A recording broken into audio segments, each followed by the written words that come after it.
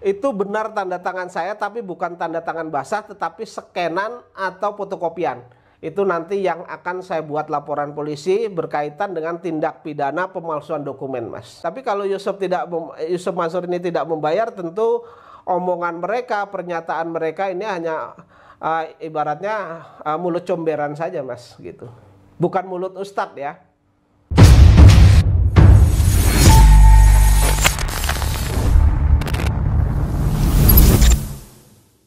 Bismillahirrahmanirrahim. Assalamualaikum warahmatullahi wabarakatuh. Kembali lagi bersama saya Al-Walid.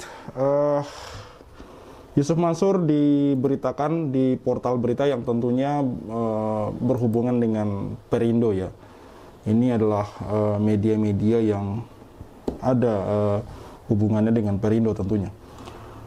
Karena menurut saya ini adalah sebuah berita pencitraan ya. Ustadz Yusuf Mansur kunjungi pedagang di Cilangkap, dukung pelaku UMKM naik. Seperti yang sudah saya bilang sebelumnya tentang pencalonan dari UYM ini, bahwa sudah jelas bagi saya bahwa ini adalah sebuah pencitraan. Dan tentu teman-teman bisa menilai bagaimana seorang Yusuf Mansur yang melakukan kunjungan untuk mendukung UMKM itu menaik dan berkembang, sementara masalah pribadinya saja belum terselesaikan, teman-teman.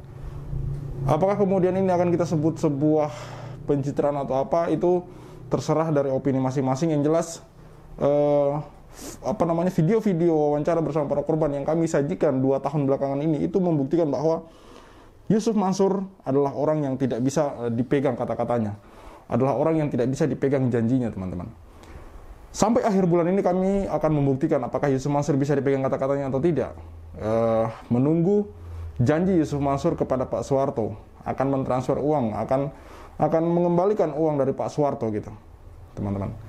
Jadi kita lihat saja sampai akhir bulan ini apakah Yusuf Mansur akan kembali mengingkari janjinya seperti yang sudah, teman-teman. Seperti yang ada di sini, saya akan bacakan sedikit. Bacalek DPR RI, Dapil DKI Jakarta 1 dari Partai Perindo, Ustadz Yusuf Mansur mengunjungi kios pedagang buah di bilangan Cilangkap, Cipayung, Jakarta Timur. Yusuf Mansur datang bersama Bacalek Partai Perindo untuk DPRD Provinsi DKI Jakarta Dapil 6 Wahyu Nur Iman, dan Bacalek Perindo untuk DPR RI Dapil DKI Jakarta 3 Novia Handayani atau Cimehong, melihat geliat usaha mikro kecil menengah yang ada di ibu kota DKI Jakarta. Pria yang akrab disapa UYM ini menemui pedagang buah segar 630 Tarigan, Isa Ginting, umur 33, mengakui kehebatan berbisnis karena memiliki cerita sendiri. Ia pun menekankan pentingnya dukungan keluarga dalam setiap usaha berbisnis.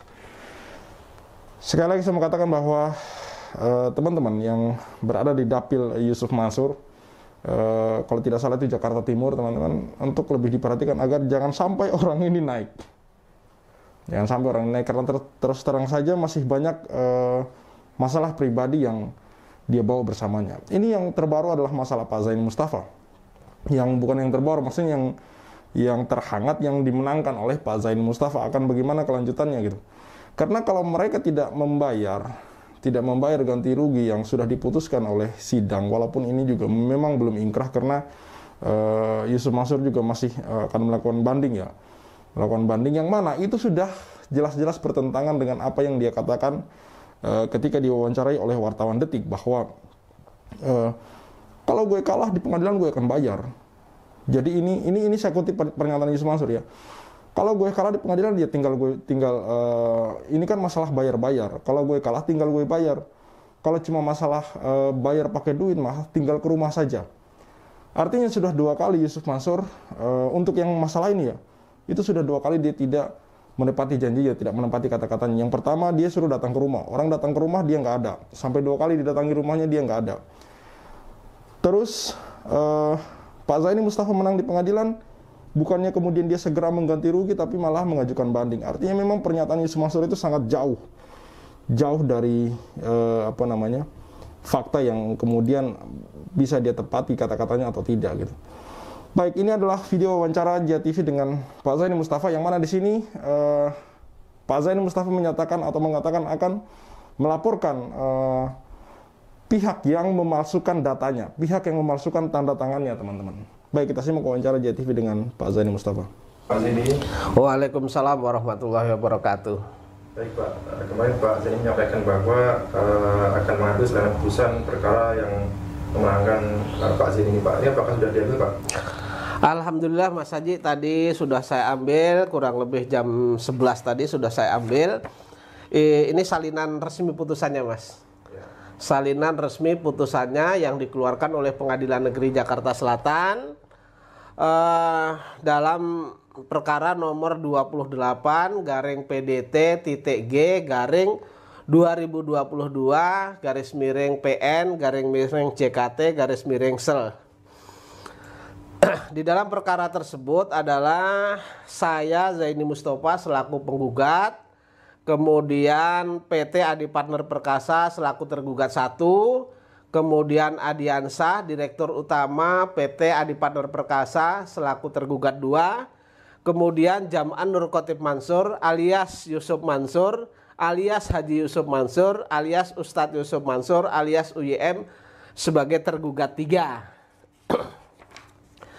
Kemudian Baitul Mal Watanwil Darussalam Madani alias BMT Darussalam Madani itu sebagai tergugat 4. Kemudian Yayasan Program Pembibitan Penghafal Al-Quran Pondok Pesantren Tahfiz Darul Quran itu sebagai turut tergugat Mas.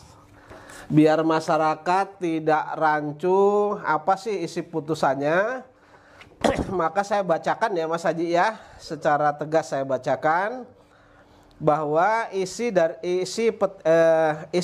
diktum putusan dari pengadilan negeri tersebut berbunyi seperti ini. Amarnya atau diktumnya berbunyi seperti ini. Mengadili dalam eksepsi menolak eksepsi tergugat 3 dan tergugat 4 untuk seluruhnya. Jadi pengadilan menolak eksepsi kuasa hukum Yusuf Mansur dan kuasa BMT Darussalam. Kemudian dalam pokok perkara mengabulkan gugatan penggugat untuk sebagian 1 ya, dalam pokok perkara 1 mengabulkan gugatan penggugat untuk sebagian, 2 menyatakan tergugat 1, tergugat 2, tergugat 3 dan tergugat 4 ingkar janji atau wan prestasi. Kemudian poin 3 menghukum tergugat 1, tergugat 2, tergugat 3 dan tergugat 4 secara tanggung renteng membayar kerugian garis miring modal dan keuntungan yang seharusnya diperoleh kepada penggugat sejumlah 1.264.240.000 rupiah. Menghukum turut tergugat untuk tunduk dan patuh pada putusan ini. Kelima, menolak gugatan penggugat untuk selain dan selebihnya. 6. Menghukum para tergugat secara tanggung renteng untuk membayar biaya yang timbul dalam perkara ini sebesar Rp9.438.000.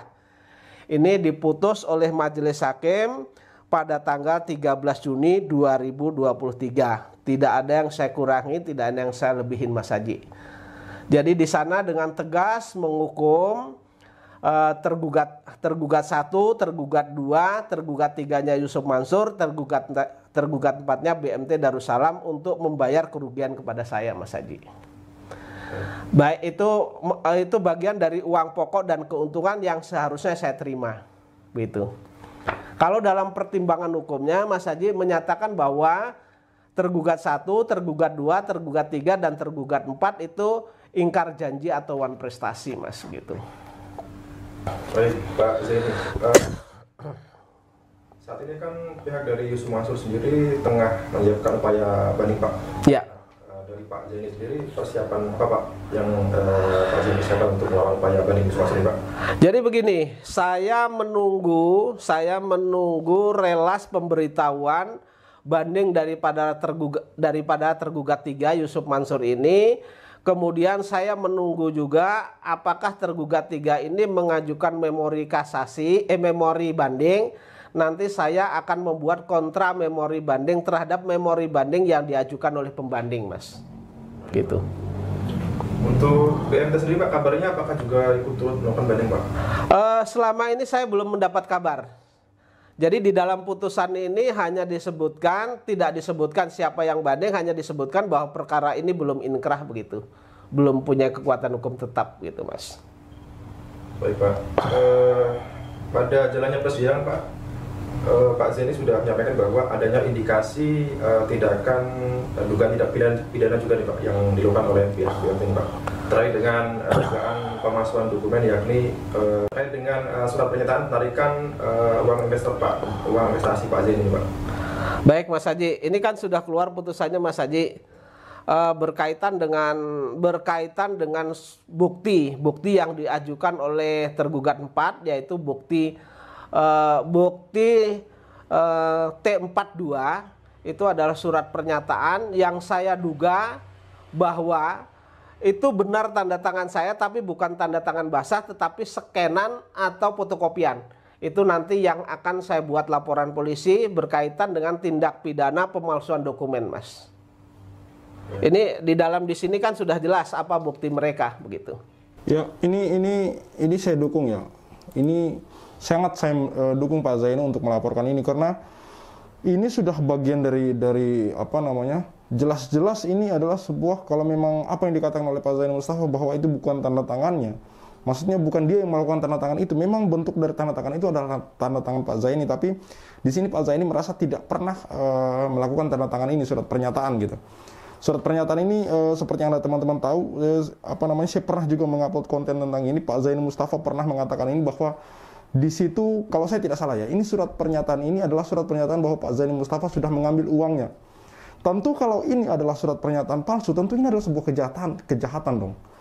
Dan seperti apa yang dikatakan oleh Pak Iqbal, bahwa ini sudah direncanakan sejak awal, dan ini adalah sebuah kejahatan yang terstruktur, masif, dan terencana sejak awal, teman-teman. Jelas dong, sangat-sangat jelas kalau itu memang betul bahwa Pak Zaini Mustafa tidak pernah memberikan tanda tangan di situ, lalu kemudian ternyata tiba-tiba mereka bisa menyodorkan sebuah tanda tangan. Yang mana sekali lagi saya katakan bahwa Pak Zaini Mustafa mengatakan tidak pernah merasa bertanda tangan di situ. Ini jelas sebuah pemalsuan dong. Sebuah pemalsuan dokumen. Orang seperti apa yang begitu liciknya berbuat seperti itu gitu loh. Berarti kan memang mereka sudah sengaja, sudah jelas, sudah ada unsur kesengajaan kalau memang ini benar-benar terbukti apa yang dikatakan oleh Pak Zaini Mustafa. Orang tidak pernah merasa bertanda tangan lalu mereka membuat tanda tangan. Tentu saja ini mereka bisa melakukan kepada siapapun gitu. Kalau ini memang benar-benar terbukti mereka lakukan, membuat tanda tangan palsu, membuat surat pernyataan palsu, dan membubuhkan tanda tangan orang di sana gitu. Sementara yang bersangkutan tidak merasa pernah membuat surat pernyataan tersebut, apalagi bertanda tangan di situ. Mengerikan, teman-teman. Makanya ini saya sangat mendukung sekali Pak Zaini Mustafa untuk melaporkan ini, entah itu BMT Darussalam, entah itu Yusuf Mansur, entah itu Adiansa atau siapapun. Semoga benar-benar terbukti dan mereka bisa dipenjara, teman-teman. Bisa dikerangkeng lah orang-orang seperti ini. Jengkel juga lihatnya lama-lama gitu. Dan kalau memang ini betul terbukti, berarti memang mereka tuh ya sudah merencanakan ini dengan matang-matang dari awal, teman-teman. Baik, kita lanjut. Baik, Pak Zaini. Kemudian terkait dengan kemenangan Pak Zaini, respon atau tanggapan dari teman-teman investor sendiri bagaimana, Pak? Siapa ini, Pak? Kalau investor sendiri, investor yang lain dengan sukaria, sukacita, ya bersyukur, mereka ada yang sujud syukur dan lain sebagainya. Kemudian mereka juga menyampaikan kepada saya, mereka akan mengikuti langkah saya. Kapan ini bisa dilaksanakan begitu. Jadi mereka menanyakan dan menyerahkan kepada saya. Baik. Gitu. Untuk saat ini mungkin Pak Zaini mempersiapkan untuk melawan upaya banding dari pihak Yusuf sendiri, Pak ya? Iya, betul. Baik, Pak. Untuk ini, Pak, upaya di luar jalur hukum atau perdata atau pidana, Pak, mungkin untuk menemui ulama atau siapapun nanti, Pak, apakah masih ada rencana? Sementara ini belum ada, Mas. Sementara ini karena pada saat perkara ini sedang bergulir, kemudian saya itu mencoba menemui MUI misalnya, terus kemudian mencoba menemui ada 2 ulama di Jakarta ini, kemudian ada mencoba juga ulama di luar kota. Menurut saya tanggapannya kurang positif lah dan kurang mendukung, Mas. Baik. Itu. Baik Pak, perintah ganti rugi untuk Pak Z ini dari putusan pengadilan ini kan lumayan cukup besar Pak, 1,2 miliar lebih Pak. Iya. Ini bisa dijelaskan ke masyarakat nanti jikalau memang ada pembayaran dari pihak mereka Pak, para tergugat ini Pak, akan digunakan untuk apa saja nih Pak? Jadi posisinya yang jelas ketika ini nanti dibayar atau terrealisasi, mudah-mudahan secara persuasif mereka membayar. Tetapi ketika ini mereka tidak mau persuasif secara membayar, kan harus ada upaya itu adalah upaya eksekusi. Tentu untuk eksekusi itu kan ada skum dan lain sebagainya, untuk gugatan dan lain sebagainya. Tentu akan saya sisihkan dulu berapa dana yang saya keluarkan, Mas, begitu. Dana yang saya keluarkan, kemudian pajaknya berapa yang harus saya bayar, kan begitu. Setelah itu, karena ini kan tidak mencapai triliunan, sehingga juga nanti teman-teman yang mendukung saya ya akan saya bagi secara inilah, secara keadilan lah. Artinya berapa mereka, jasa mereka apa, itu tetap akan saya bagi, Mas. Oke, Pak. Gitu.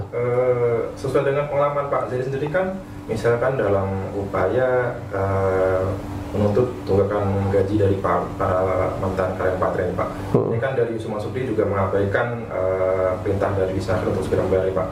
Nah ini sejauh ini Pak Zeni optimis atau pesimis Pak dengan sikap Yusuf Mansuri? Kalau saya optimis, Mas. Karena ini kan putusan pengadilan, apalagi Yusuf Mansur saat ini banding. Tentu nanti saya akan meminta, karena di tingkat pertama ini tingkat pengadilan negeri tidak dikabulkan permohonan sita jaminan saya, tentu akan saya minta pada tingkat pengadilan tinggi. Mudah-mudahan pengadilan tinggi nanti mengabulkan permohonan sita jaminan, begitu. Baik. Dan Pak jadi minta segera dibayar secara kas ya Pak ya, yang kecil Pak ya? Iya. Kalau saya mintanya begini, karena kan Yusuf Mansur itu di dalam beberapa media, terutama Detik, terus kemudian di beberapa media lah yang memberitakan bahwa Yusuf Mansur itu kan mereka kita lihat saja nanti putusan pengadilan siapa yang menang siapa yang kalah. Kalau Yusuf Mansur itu kalah dan tidak ditambahkan di sana, kalah setelah putusan ingkrah nggak ditambahkan. Kalau dia kalah, maka dia katanya kan saya cuma hanya suruh membayar, ya saya bayar, kan begitu. Mudah-mudahan Yusuf Mansur ini nanti membayar. Tapi kalau Yusuf Mansur ini tidak membayar, tentu omongan mereka, pernyataan mereka ini hanya ibaratnya mulut comberan saja, Mas, gitu. Bukan mulut ustadz ya. Ya, sekali lagi saya katakan bahwa Yusuf Mansur sudah sering pernyataan atau perkataannya tidak sesuai dengan kemudian apa yang terjadi gitu. Dia berkata A hari ini, besok kemudian B yang terjadi, C yang terjadi, D yang dia lakuin gitu loh. Makanya tadi kenapa di awal video saya cantumin portal berita yang berjudul bahwa Yusuf Mansur mengunjungi UMKM untuk mengunjungi pasar untuk mendukung UMKM itu biar naik. Saya kenapa di situ terang-terangan menyampaikan pendapat saya bahwa itu adalah hanyalah sebuah pencitraan semata, karena kita mau percaya seperti apa bahwa Yusuf Mansur akan mendukung sebuah UMKM naik, sementara UMKM atau usaha yang dia buat saja itu merugikan masyarakat, teman-teman. Merugikan orang lain, teman-teman. Bagaimana ceritanya? Dan begini ya, dan begini. Jangan sampai kemudian. Ini beberapa waktu lalu, kalau teman-teman mengikuti konten kami beberapa waktu lalu, sebelum Pak Zaini Mustafa hari ini menang di pengadilan, itu sudah mengajukan mediasi sampai beberapa kali. Mendatangi Yusuf Mansur sampai 2 kali untuk kemudian melakukan musyawarah. Sampai kemudian Pak Zaini memasukkan kasus ini di pengadilan, itu Yusuf Mansur tidak ada itikat baik untuk bekerja sama, untuk membicarakan ini duduk bersama gitu. Jadi jangan sampai ya, ini saya tanda kutip, jangan sampai di kemudian hari kemudian ini sudah banding lah, lalu kemudian sudah kasasi atau segala macam, dan kemudian ini sudah ingkrah, apalagi kemudian Pak Zaini Mustafa dimenangkan dengan bisa sita jaminan. Jangan sampai kemudian Yusuf Mansur ada embel-embel mau mengatur damai segala macam. Ini saya ingatkan kepada teman-teman seperti Pak Zaini Mustafa dan lain-lain, jangan mau. Kita harus flashback, ingat ke belakang bagaimana perjuangan kalian, bagaimana perjuangan teman-teman Pak Zaini dan lain-lain dan kawan-kawan gitu. Bagaimana perjuangan kalian bolak-balik ke sana kemari. Lalu ketika dia sudah merasa terpojok dan kemudian ingin atur damai atau bagaimana, ini dugaan saya, jangan sampai dia sudah merasa terpojok, sudah ngajuin banding segala macam dan tetap kalah, bahkan lebih parah. kalahnya gitu. Lalu kemudian dengan bahasa dia yang sok kalem itu ingin mengajukan apa namanya istilah duduk bersama segala macam, kan sudah dilakukan di awal. Saya ingatkan kepada Pak Zaini Mustafa, Pak Darso dan lain-lain gitu. Kan sudah kalian sudah melakukan ini di awal sebelum kemudian sampai masuk di pengadilan. Jangan dibalik. Nanti jangan sudah merasa terpojok baru mau duduk bersama gitu. Itu tidak etis. Ini untuk ke depan jangan sampai itu terjadi. Ini dugaan saya saja, jangan sampai itu terjadi. Oke, kita lanjut. Artinya apakah masyarakat bisa melihat secara utuh Pak terkait dengan putusan Pak? Oh, bisa Mas. Apakah ada diakses misalkan seperti SPPT di pengadilan Becak atau bagaimana? Oh, kalau di pengadilan kan langsung terbuka ini Mas. Iya, diakses boleh. Diakses di pengadilan langsung. Kalau saya kurang paham kalau mengaksesnya ke sana, saya kurang paham, tapi ada caranya mengakses. Nanti tanya saja kepada pengadilan berkaitan dengan perkara nomor 28 gitu aja. Nomor 28 2022 perdata ya gitu. Baik, Pak. Iya. Baik, Pak Zaini, saya kira ini cukup jelas Pak ya. Iya. Pak Zaini sudah membacakan putusan resmi salinan fotokopi putusan pengadilan ini Pak. Iya. Jadi ini salinan resmi Mas. Bentuknya kalau salinan ini bukan salinan, ini salinan resmi dari pengadilan. Cuman bentuknya yang asli kan ada di sana. Kemudian ini difotokopi, kemudian dibubuhkan tanda tangan oleh pengadilan. Itu tanda tangannya basah nih Mas. Jelas ini tanda tangannya basah kan? Jelas ya. Oke, ini. Pak. Baik. Mungkin ada yang ingin disampaikan Pak kepada pihak para tergugat ini Pak, 1, 2, 3 dan 4 seterusnya ini Pak, untuk segera membayar kerugian yang ada ini sesuai putusan pengadilan ini Pak. Karena ini sudah ada putusan pengadilan, maka saya harap kepada tergugat 1 PT Adi Partner Perkasa, kemudian Adiansah, walaupun dua-duanya ini tidak pernah mendatangi persidangan, walaupun sudah dipanggil secara layak Mas. Kemudian saya minta kepada tergugat 3 Yusuf Mansur, kemudian saya minta kepada BMT Darussalam, karena ini sudah ada putusan pengadilan, silahkan dibayar. Saya minta dibayar segera. Karena ini semakin panjang adalah semakin citra mereka semakin rusak. Baik Pak. Baik Pak, sekian dari saya Pak, mungkin ada. Saya tambahkan kenapa Pondok Pesantren Darul Quran itu ikut saya gugat ya. Saya tambahkan biar masyarakat umum tahu kenapa Yayasan Pondok Pesantren kok digugat begitu. Yayasan Pondok Pesantren ini adalah yang ditunjuk untuk menerima bagian Yusuf Mansur sebesar 14,3%. Itu hasil dari, katanya hasil keuntungan dari investasi yang separuh itu langsung diminta Yusuf Mansur untuk sedekah, dimasukkan untuk bangunan Pondok Pesantren Darul Quran milik Yusuf Mansur itu. Kemudian sedangkan kami investor sendiri itu hanya dibagi 11,3%. Kemudian BMT sebagai penata usaha itu 3%, ya kan? Artinya yang diminta Yusuf Mansur ini lebih besar sendiri. Dan ironisnya lagi, ketika dana ini sudah masuk, kemudian tidak ada beritanya, tidak ada penjelasan untung dan rugi, seolah-olah menghilang begitu saja selama kurang lebih 12 tahun, hampir 13 tahun ini Mas. Jadi itikat baik daripada tergugat 1, tergugat 2, tergugat 3 Yusuf Mansur, tergugat 4 BMT ini tidak mempunyai itikat baik sehingga harus saya paksa melalui jalur hukum agar ada kepastian hukum Mas, begitu. Ironisnya kalau memang dana itu yang keluar dari investor itu sebesar dahulunya 55 miliar yang belum dikembalikan tuh 45 miliar masuk pondok pesantren untuk membuat Pondok Pesantren Yusuf Mansur ini, artinya uang yang digunakan untuk pembangunan pondok itu hasil tipu-tipu atau nilep uangnya investor, begitu. Jadi para wali santri yang akan menyekolahkan ke sana itu harus diselidiki apakah itu uang jamaah JBN yang masuk untuk bangunan pondok pesantren. Kalau itu bangunan pondok pesantren, uang itu digunakan untuk bangunan pondok pesantren, berarti uang itu uang haram yang digunakan karena diambil dengan cara yang batil begitu. Jadi Insya Allah kalau sekolah di sana nggak berkah nanti jadinya gitu. Karena yang digunakan untuk membangun pondok pesantren itu diambil dari investor secara batil begitu. Baik Pak, terima kasih. Iya. Ya, itulah apa yang disampaikan oleh Pak Zaini Mustafa. Jadi begini, beberapa hari yang lalu saya juga mengupload video tentang seorang bapak yang ijazah anaknya ditahan karena dia tidak sanggup membayar SPP dari apa namanya? Dari sekolah itu, yang mana itu sekolah setingkat SD, SPP-nya 1.500.000 per bulan, kurang lebih seperti itu teman-teman. Yang kemudian di situ dalam video saya katakan sekolahnya seperti apa gitu loh, sekolahnya fasilitasnya seperti apa, itu kayaknya premium banget. Sementara di sisi lain kan pihak pesantren ini juga kan menarik dana dari umat, sedekah, berupa sedekah dalam bentuk sedekah. Jadi pengalokasian dananya itu dalam bentuk apa sebenarnya? Kok kayaknya dananya banyak sekali masuk ke situ gitu loh. Dugaan saya jangan sampai ini cuma sekedar modus dan kedok gitu loh. Seperti apa yang dikatakan oleh Pak Zaini Mustafa, dana dari para investor batubara itu juga dimasukkan ke sana dalam bentuk sedekah, teman-teman. Ini bagaimana sih sebenarnya? Masa pemerintah tidak gatal untuk mengaudit ini gitu loh, untuk menyelidiki ini gitu loh.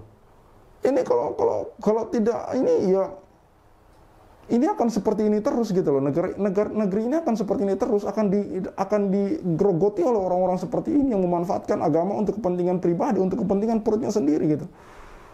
Kalau kita mau flashback jauh lagi ke belakang, ada sebuah video yang Yusuf Mansur itu, bukan sebuah video, dua video di dua tempat yang berbeda ketika diwawancara oleh Hotman Paris dan TV One. Yusuf Mansur selalu bingung ketika ditanya sumber dana awalnya itu dari mana gitu loh. Di mana rata-rata para pengusaha besar dan terkenal ketika ditanya dari mana mereka usaha, mereka bisa bercerita gitu loh. Karena ada story di situ loh, ada story yang benar-benar real mereka jalani dari bawah sampai ke atas, sampai ke puncak kesuksesan mereka gitu.